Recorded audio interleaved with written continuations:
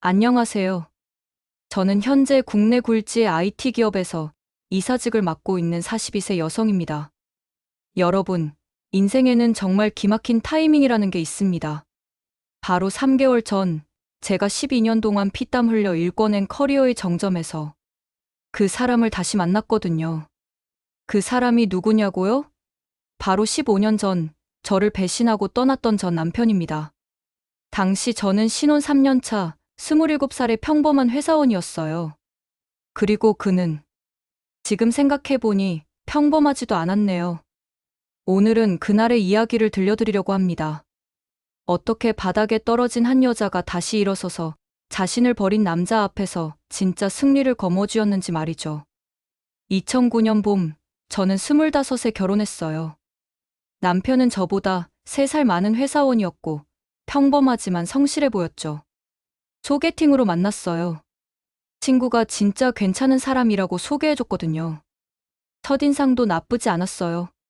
키도 크고, 말도 잘하고, 무엇보다 제게 정말 잘해줬어요. 우리 결혼하자.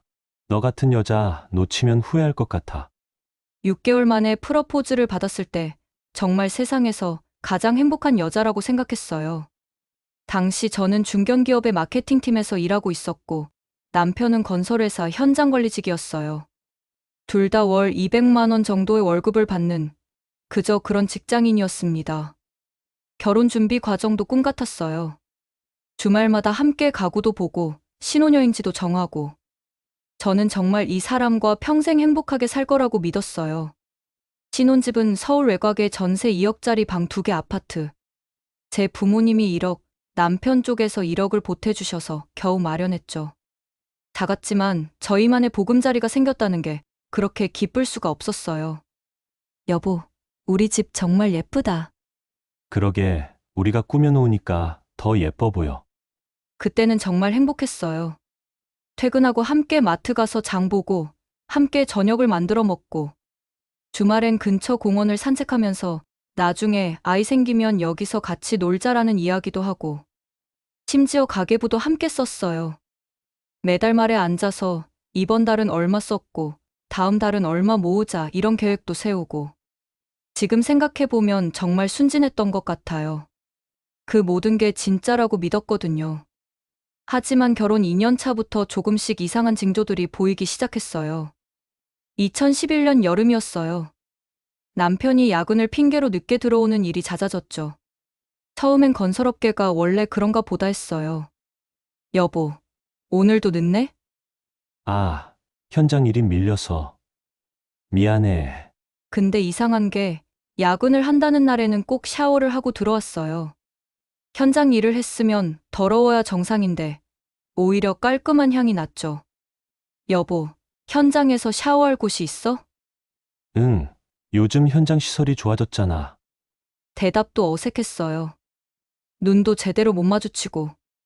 그런데 어느 날 남편의 셔츠에서 낯선 향수 냄새가 났어요. 제가 쓰지 않는 향이었죠. 달콤하고 자극적인 향. 분명히 여자 향수였어요. 여보, 이 냄새 뭐야? 어, 무슨 냄새? 아, 지하철에서 누가 많이 뿌렸나 보다. 그때부터 저는 조금씩 의심이 들기 시작했어요. 하지만 확신이 없었죠. 혹시 제가 예민한 건 아닐까 하면서 스스로를 달랬어요. 근데 의심이 시작되니까 다른 것들도 눈에 들어왔어요. 휴대폰을 화면을 뒤집어 놓고 다닌다든지, 전화가 와도 다른 방에 가서 받는다든지, 예전에는 제 앞에서 아무렇지 않게 받던 전화를 말이에요. 누구야? 응, 아, 회사 동료. 그리고는 급하게 전화를 끊어버리곤 했어요. 가장 결정적이었던 건 저와의 스킨십을 피하기 시작했다는 거예요. 예전에는 TV 보면서도 자연스럽게 손을 잡고 뒤에서 안아주고 그랬는데, 여보, 요즘 왜 그래? 피곤해서 그래. 현장 일이 너무 힘들어. 항상 핑계였어요. 피곤하다, 바쁘다, 스트레스 받는다. 그때 저는 정말 바보같이 생각했어요. 아, 신혼기간이 지나면 원래 이런가 보다.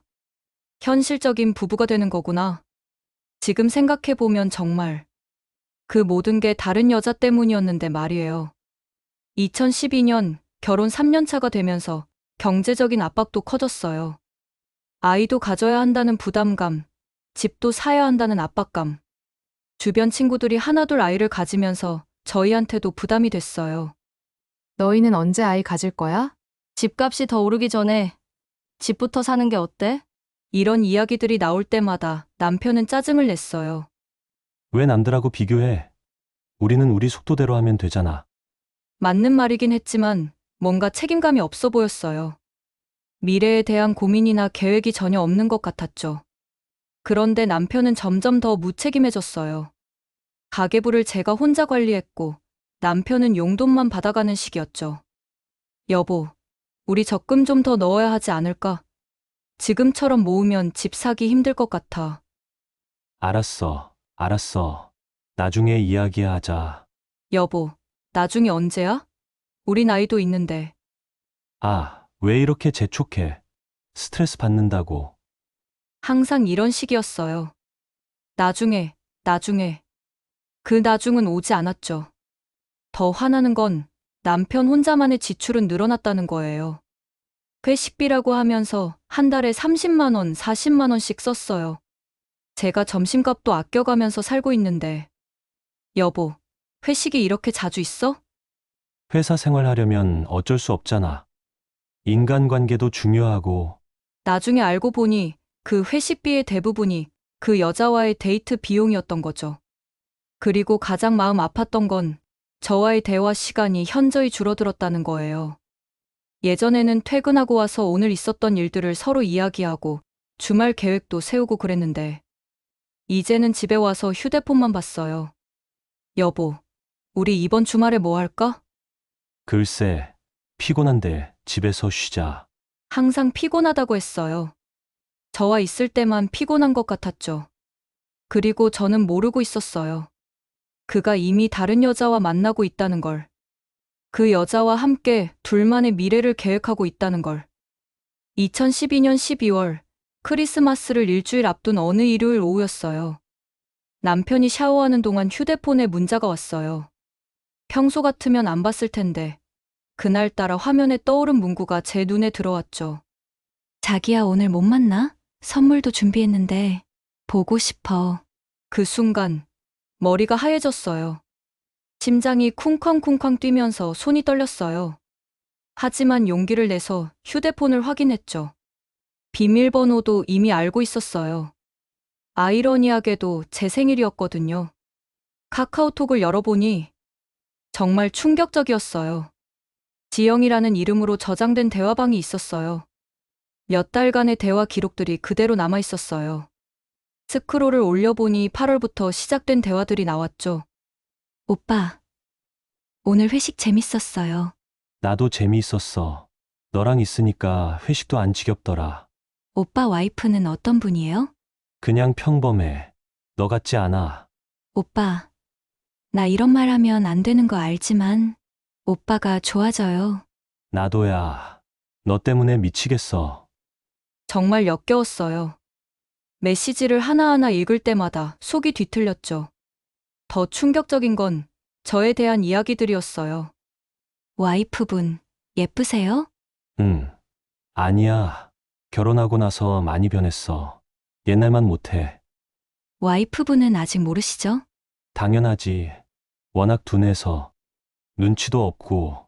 그리고 극한의 배신감을 느꼈던 문자가 있었어요. 오빠, 우리 미래는 어떻게 될까요? 조금만 기다려줘. 정리할 게 있어서. 그러고 나서 너랑 정말 행복하게 살 거야. 정리할 게 있다는 게 바로 저를 버리겠다는 뜻이었겠죠. 그때 화장실에서 드라이기 소리가 들렸어요. 남편이 샤워를 끝내고 있었죠. 저는 급하게 휴대폰을 원래 자리에 두고 소파에 앉았어요. 하지만 가슴이 터질 것 같았어요. 3년간의 결혼 생활이 모두 거짓말이었다는 생각에 정말 세상이 무너지는 기분이었죠. 그리고 그날 밤 저는 평생 잊을 수 없는 대면을 하게 됐어요. 샤워에서 나온 남편에게 따져 물었어요. 이게 뭐야? 이 여자가 누구야? 휴대폰 화면을 들이밀었어요. 남편의 얼굴이 순간 새하얘졌죠. 뭔 소리야? 그게 뭔데? 하지만 이미 늦었어요. 증거가 너무 명확했으니까. 다 봤어. 몇 달 동안 바람을 핀 거야? 8월부터 이 여자랑 만났지? 아니야, 오해야. 그냥 친한 후배일 뿐이라고. 친한 후배? 저는 휴대폰을 다시 열어서 읽기 시작했어요. 너 때문에 미치겠어. 너랑 정말 행복하게 살 거야. 이것도 친한 후배한테 하는 말이야? 남편은 말문이 막혔어요.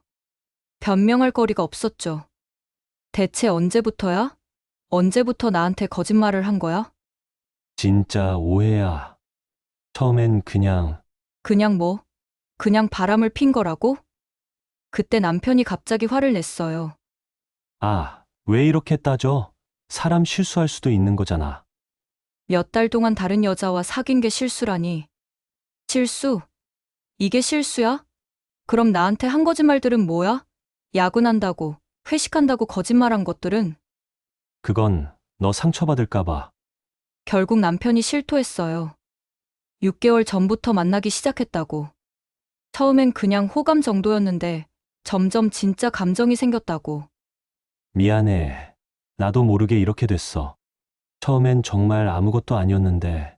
모르게? 6개월 동안 모르게? 그럼 나한테 한 거짓말들은 뭐야? 저는 정말 화가 났어요. 바람을 피운 것보다도 저를 바보로 만든 게 더 화났어요. 그 여자가 뭐가 좋은데? 대체 뭐가 좋아서 3년간의 결혼 생활을 포기하는 거야? 그건 설명하기 어려워. 너와는 다른 느낌이야. 그 말을 들었을 때 정말 가슴이 찢어지는 것 같았어요. 저와는 다른 느낌. 그러면 저는 뭐였던 거죠? 그날 밤, 저는 잠을 한숨도 자지 못했어요. 옆에서 코를 고는 남편을 보면서 생각했어요. 이 사람이 진짜 내 남편이 맞나? 3년간의 결혼 생활이 모두 거짓말이었던 건가? 내가 뭘 잘못했나? 온갖 생각이 머릿속을 맴돌았죠. 그리고 새벽 5시쯤 저는 결심했어요. 이 결혼은 끝났다고. 다음 날부터 남편과 이혼 이야기를 시작했어요. 저는 한 가지 확신했어요. 이런 배신을 한 사람과는 더 이상 함께 살 수 없다는 거. 진짜 이혼할 거야? 한 번 더 생각해보자. 생각할 게 뭐가 있어? 너 같은 사람과 어떻게 계속 살아? 남편은 처음엔 이혼을 원하지 않았어요. 아니, 정확히는 이혼의 책임을 지고 싶지 않았던 거죠. 나도 잘못했지만 너도 문제가 있었잖아. 요즘 너무 예민하고 잔소리도 많고. 제가 문제라고요? 바람을 피운 사람이 제게 문제가 있다고 말하다니. 이게 제정신인가요? 내가 뭘 잘못했는데? 집안일도 제대로 안 하고 나한테 관심도 없고 결혼하고 나서 많이 변했어. 정말 어이가 없었어요. 제가 집안일을 안 했다고요? 매일 6시에 일어나서 아침 차려주고, 퇴근하고 와서 저녁 만들고, 빨래하고, 청소하고, 그것도 모자라서 가계부까지 관리했는데, 관심이 없었다고요? 매일 오늘 어땠어? 라고 물어봤는데, 대답도 제대로 안 해놓고. 하지만 이혼 과정은 생각보다 복잡했어요. 재산 분할, 위자료, 전세금 2억과 적금 5천만 원, 그리고 각자의 차량. 딱히 많은 재산은 없었지만 그나마 있는 것들도 나눠야 했죠. 가장 화가 났던 건 남편의 태도였어요. 위자료는 무리야. 나도 새로 시작해야 하는데. 무리? 바람을 피워놓고 위자료가 무리? 서로 잘못이 있으니까 그냥 깔끔하게 정리하자. 재산만 반반 나누고. 서로 잘못이 있다니. 제가 뭘 잘못했다는 건지 정말 어이가 없었어요. 결국 저는 변호사를 선임했어요. 혼자서는 도저히 감당할 수 없을 것 같았거든요. 부인분이 유리해요. 불륜 증거도 명확하고 상대방 잘못이 명백하니까요. 변호사의 말에 조금 위안이 됐어요. 적어도 제가 잘못한 게 아니라는 걸 법적으로도 인정받을 수 있었으니까. 하지만 그 과정 자체가 너무 고통스러웠어요.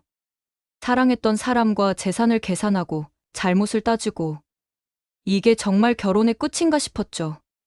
그리고 가장 속상했던 건 남편이 끝까지 진심으로 사과하지 않았다는 거예요.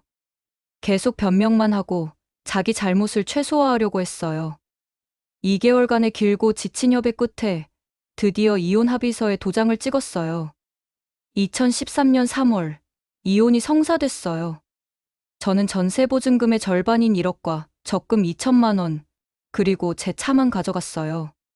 새로운 집을 구하는 것부터가 막막했어요. 1억으로는 서울에서 괜찮은 곳을 구하기 어려웠거든요. 결국 경기도 외곽, 지하철역에서 버스로 20분 거리의 원룸으로 이사했어요. 전세 8천만 원짜리 원룸. 방 하나에 작은 부엌, 화장실. 신혼집 거실보다도 작은 공간이었어요. 이사 날 짐을 다 옮기고 나서 혼자 그 좁은 방에 앉아 있는데 정말 처참했어요.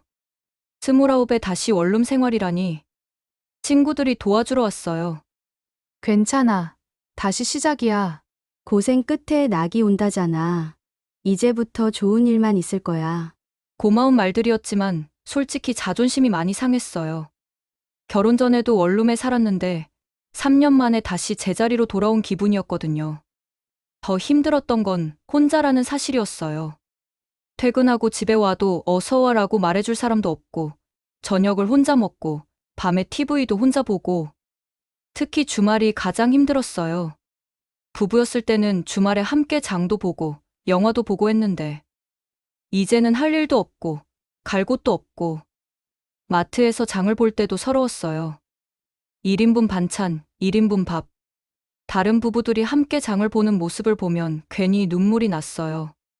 그리고 가장 견디기 힘들었던 건 밤이었어요. 조용한 원룸에 혼자 누워있으면 온갖 생각이 다 들었어요. 내 인생이 왜 이렇게 됐을까? 다른 사람들은 다 행복하게 사는데 나만 왜 이럴까? 앞으로 평생 혼자 살아야 하나? 자책도 많이 했어요. 제가 더 예쁘게 꾸미고 더 상냥하게 대했으면 남편이 바람을 피우지 않았을까? 지금 생각해보면 정말 바보 같은 생각들이었어요. 바람을 피운 건 남편의 선택이었는데 제 탓으로 돌리고 있었으니까요. 더 괴로웠던 건 직장에서의 시선이었어요. 이혼했다는 소문이 퍼졌거든요. 처음엔 숨기려고 했어요. 결혼 반지도 계속 끼고 다니고 남편 이야기가 나오면 얼버무리고. 하지만 얼마 안 가서 들켰어요. 회사 근처 부동산에서 원룸을 알아보는 걸 동료가 봤거든요. 혹시 이혼하신 건 아니죠? 그 순간 정말 당황스러웠어요. 뭐라고 대답해야 할지. 네. 그렇게 됐어요. 그 말이 나온 순간 눈물이 주르륵 흘렀어요. 남들 앞에서는 강한 척하려고 했는데 막상 말로 하니까 현실이 더 생생하게 느껴졌거든요. 그 후로는 회사에서의 분위기가 확연히 달라졌어요. 아직 어린데 왜 이혼했대? 남편이 바람을 폈대요. 불쌍하다 정말. 혼자 사는 게 얼마나 힘든데. 복도에서 지나갈 때마다 수근거리는 소리가 들렸어요. 다들 저를 동정하는 눈으로 봤죠. 점심시간에도 눈치가 보였어요. 다른 기혼 동료들은 가족 이야기를 하는데 저는 끼어들 수가 없었어요. 남편이 어제 꽃 사다 줬어요. 우리 남편은 요리를 잘해서 다행이에요.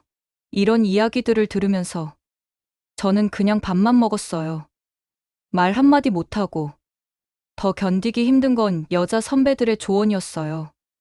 이제라도 좋은 사람 만나야지. 나이가 있는데 너무 고르지 마. 이혼한 여자가 재혼하기는 쉽지 않아. 조건 좀 낮춰서 잘 찾아봐. 조건을 낮춰서라도 제가 뭐 하자 있는 물건인가요? 동정 어린 시선들이 더 견디기 힘들었어요. 불쌍해 보이고 싶지 않았는데 화장실에서 울고 계단에서 울고 정말 매일 울었던 것 같아요. 그때 저는 다짐했어요. 절대 이대로 무너지지 않겠다고. 언젠가는 다시 일어서서 그 누구도 저를 불쌍하게 보지 않을 만큼 성공하겠다고. 그리고 무엇보다 제 전 남편이 저를 버린 걸 후회하게 만들어주겠다고. 이혼 후 3개월이 지났을 때 저는 중요한 결정을 했어요. 야간 MBA를 시작하기로 한 거죠. 회사 일을 마치고 오후 7시부터 밤 10시까지 수업을 듣는 것. 솔직히 몸은 힘들었지만 그게 제가 한 단계 올라갈 수 있는 유일한 방법이라고 생각했어요. 미쳤어. 요즘 일도 바쁜데 대학원까지? 동료들은 말렸지만 저는 확신했어요. 지금 아니면 평생 이 자리에 머물 거라고. 학비는 2년에 2천만 원. 적지 않은 돈이었지만 적금을 깨서 등록했어요. 미래에 대한 투자라고 생각했죠. 2013년 9월부터 시작된 제 일상은 정말 극한이었어요. 오전 8시 30분 출근해서 오후 6시까지 회사 일. 급히 저녁을 해결하고 7시부터 10시까지 수업. 집에 와서 과제하고 예습하고. 주말에는 그룹 스터디와 과제 발표 준비. 정말 쉬는 시간이 없었어요. 하지만 이상하게 충실했어요. 바쁘게 사니까 상처받은 일들을 생각할 틈이 없었거든요. 대학원에서 배운 지식을 회사 일에 바로 적용했어요. 마케팅 전략 수립이나 데이터 분석 같은 것들. 2014년 입사 7년 만에 처음으로 승진했어요. 대리에서 과장으로. 연봉도 3천만 원으로 올랐죠. 와, 정말 달라졌다. 요즘 일에 진짜 집중하는 것 같아. 동료들의 반응이 확연히 달라졌어요. 더 이상 동정의 시선이 아니라 인정하는 시선이었죠. 그때 처음으로 생각했어요. 아, 내가 잘하고 있구나. MBA 과정에서 만난 동기 중에 대기업에서 일하는 사람들이 많았어요. 그들의 이야기를 들으면서 깨달았죠. 제가 있는 회사는 성장의 한계가 있다는 것. 2015년 MBA를 졸업하면서 이직을 결심했어요. 목표는 IT 대기업. 당시 가장 성장성이 높다고 판단했거든요. 하지만 이직이 쉽지 않았어요. 서류 전형에서부터 떨어지는 일이 반복됐죠. 경력이 부족하다. 우리가 찾는 인재상과 맞지 않는다. 거절 메일들이 계속 왔어요. 하지만 포기하지 않았어요. 2015년 10월 드디어 기회가 왔어요. 국내 IT 선두기업인 K테크에서 연락이 온 거죠. 면접은 정말 어려웠어요. 3차까지 있었고 마지막에는 임원 면접까지. 왜 우리 회사에 오고 싶나요? 앞으로 IT 산업을 이끌어가고 싶습니다. 그러려면 최고의 환경에서 일해야 한다고 생각해요. 솔직하고 당당하게 대답했어요. 더 이상 숨기거나 위축될 이유가 없었거든요. 합격 소식을 들었을 때 정말 눈물이 날 것 같았어요. 이혼 후 3년 동안의 노력이 드디어 결실을 맺는 순간이었죠. 2016년 1월 K테크 마케팅 전략팀 과장으로 입사했어요. 연봉은 5,500만 원. 이전 회사의 거의 2배였죠. 새로운 환경은 정말 자극적이었어요. 똑똑한 사람들, 최신 시스템, 체계적인 프로세스. 모든 게 배울 것 투성이었어요. 처음 몇 달은 따라가기 힘들었어요. 다들 명문대 출신의 경력도 화려했거든요. 하지만 저는 남들보다 2배 열심히 했어요. 들어오신 지 얼마 안 되셨는데 정말 열심히 하시네요. 준비성이 정말 철저해요. 점점 인정받기 시작했어요. 눈에 띄는 성과들. 입사 1년 만에 제가 담당한 프로젝트가 대박을 쳤어요. 신제품 론칭 마케팅이었는데 기대 매출을 30% 초과 달성한 거죠. 과장님, 정말 대단해요. 이번 성과는 완전히 과장님 덕분이에요. 팀원들의 인정을 받으니까 더 자신감이 생겼어요. 2017년 차장으로 승진했어요. 연봉도 7천만 원이 됐고요. 그 해에 강남 오피스텔도 하나 샀어요. 전세가 아니라 완전히 제 이름으로. 부서 이동과 더 큰 책임. 2018년 회사에서 저에게 새로운 기회를 줬어요. 신사업개발팀으로의 이동 제안이었죠. 힘든 부서예요. 하지만 성과를 내면 빠른 승진이 가능해요. 저는 주저하지 않고 받아들였어요. 리스크를 감수하고라도 더 높은 곳을 향해 가고 싶었거든요. 신사업개발팀에서의 2년은 정말 치열했어요. 새로운 사업 아이템을 찾고, 시장 분석하고, 사업계획서 만들고. 하지만 그만큼 성장도 컸어요. 경영진과 직접 소통할 기회도 많았고, 전략적 사고력도 늘었죠. 2020년 드디어 팀장이 됐어요. 부서명은 디지털혁신팀. 저를 포함해서 15명의 팀원을 관리하는 자리였죠. 연봉은 1억을 넘었어요. 그리고 더 중요한 건 진짜 권한이 생겼다는 거예요. 채용부터 평가까지 팀 운영의 모든 것을 제가 결정할 수 있었거든요. 2021년 이사로 승진했어요. 입사 6년 만에 임원이 된 거죠. 회사에서도 이례적인 일이라고 했어요. 정말 대단해요. 6년 만에 이사까지. 앞으로 더 큰 일 맡겨야겠어요. CEO도 저를 인정해 주셨어요. 그때 정말 뿌듯했어요. 이혼 후 8년 동안의 노력이 드디어 결실을 맺은 거였죠. 2024년 6월, 어느 평범한 화요일이었어요. 저는 신규 채용 면접을 진행하고 있었죠. 오후 2시, 마지막 면접자가 들어왔어요. 서류를 보니 41세 남성, 15년 경력의 프로젝트 매니저. 안녕하세요. 면접 보러 온 김남준입니다. 그 순간, 정말 시간이 멈춘 것 같았어요. 그 목소리, 그 얼굴. 15년 전, 저를 버리고 떠났던 전 남편이었어요. 저는 최대한 표정을 관리했어요. 하지만 그는 저를 한눈에 알아봤죠. 당신이 여기서. 안녕하세요. 면접관 이미연 이사입니다. 냉정하게 인사했어요.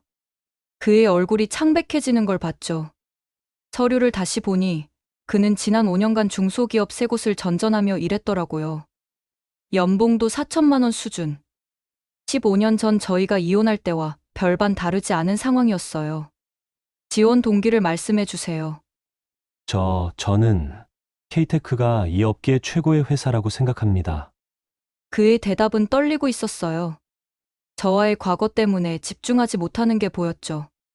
15년 경력치고는 성과가 아쉬운데 이유가 있나요? 그것은 개인적인 사정으로. 변명만 늘어놓더라고요. 예전과 똑같았어요. 그런데 재미있는 건 저는 전혀 흔들리지 않았어요. 오히려 차분했죠. 이미 저는 완전히 다른 사람이 되어 있었거든요. 면접을 마친 후 인사팀에서 물어봤어요. 이사님, 김남준 씨 어떠세요? 글쎄요.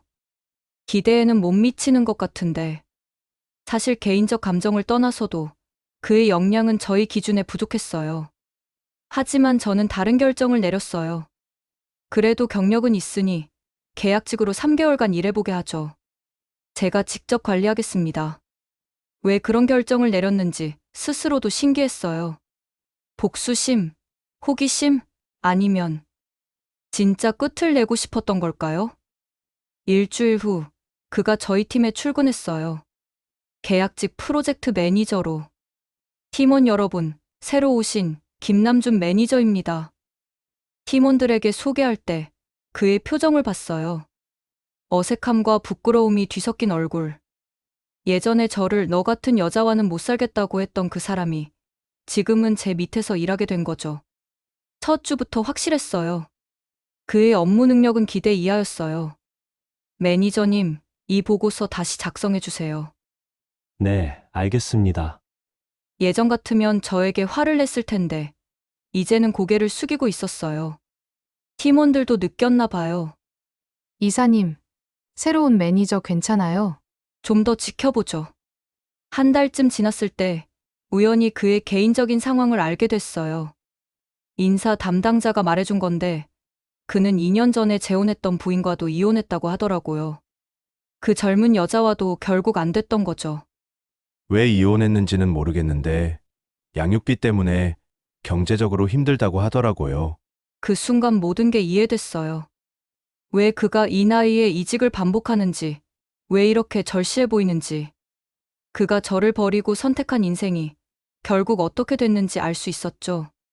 3개월 계약 기간이 끝나갈 무렵, 그가 저에게 말을 걸어왔어요. 이사님, 잠깐 이야기 좀. 무슨 일인가요? 계약 연장이 가능할까요? 정말 간절합니다. 그때 그의 눈을 봤어요. 15년 전 저를 바라보던 그 오만한 눈빛은 온데간데 없었어요. 대신 간절함과 후회가 가득했죠. 매니저님, 솔직히 성과가 기대에 못 미쳤어요. 죄송합니다. 더 열심히 하겠습니다. 그 순간 저는 깨달았어요. 제가 원했던 복수가 이미 완성됐다는 걸. 저를 버리고 떠난 그 사람이 이제는 제 앞에서 무릎을 꿇고 있었으니까요. 결국 저는 그의 계약을 연장하지 않았어요. 개인적 감정이 아니라 정말로 능력이 부족했거든요. 마지막 날, 그가 짐을 싸면서 말했어요. 미안해. 정말 미안해. 그때 내가 잘못했어. 저는 대답하지 않았어요. 이미 용서할 것도 미워할 것도 없었거든요. 그가 회사를 떠난 그날 밤 집에 돌아오니 정말 이상한 기분이 들더라고요. 15년 동안 제 마음 한구석에 맺혀있던 뭔가가 깨끗하게 사라진 느낌이었어요. 마치 가슴에 박혀있던 가시가 빠진 것처럼 시원했죠. 그동안 저도 모르게 살아왔던 것 같아요. 언젠가 그 사람이 후회하는 날이 올 거야 라는 생각을 품고. 그런데 막상 그 순간이 오니까 저는 전혀 통쾌하지 않았어요. 오히려 허무했죠. 왜 그런 사람 때문에 제가 이렇게 오랫동안 마음고생을 했을까? 그날 밤 거울을 보면서 깨달았어요. 진짜 변한 건 제 외모나 지위가 아니라 제 마음이었다는 걸. 15년 전에 저는 누군가에게 버림받는 것이 세상의 끝인 줄 알았어요. 남편 없이는 살 수 없을 것 같았고, 혼자서는 아무것도 할 수 없을 거라고 생각했죠.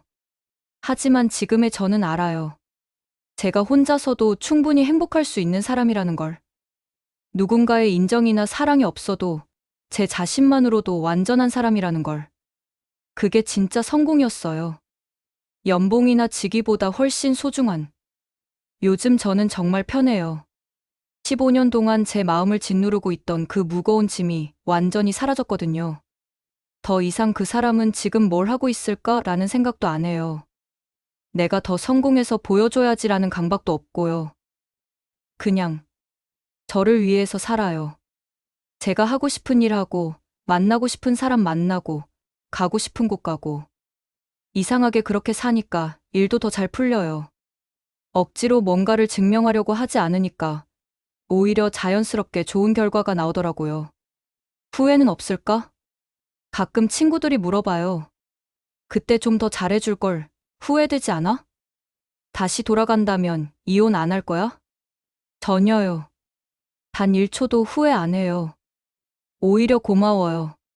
그 사람이 저를 떠났기 때문에 제가 이렇게 강한 사람이 될 수 있었으니까.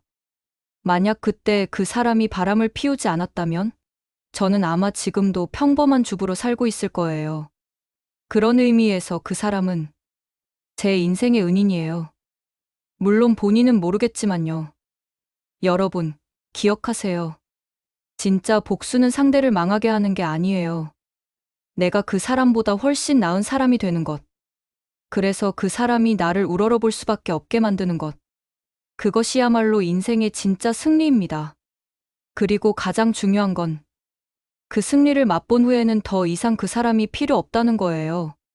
진짜 자유로워지는 거죠. 15년 동안 제 마음을 짓누르던 그 답답함이 이제는 정말 완전히 사라졌어요. 앞으로 저는 지금보다 더 멋지고 더 빛나게 살아갈 거예요. 저희 이야기는 여기서 마치겠습니다. 들어주셔서 감사합니다.